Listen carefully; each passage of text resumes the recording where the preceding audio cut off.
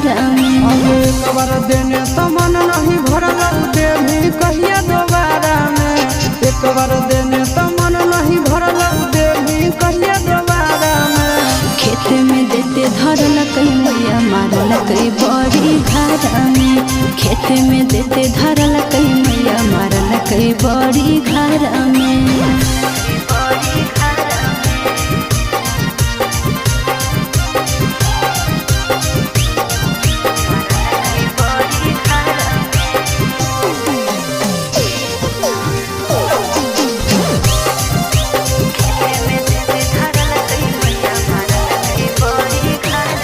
अगर कहोना याद धरैले हमरा रहलो नहीं जाओगे।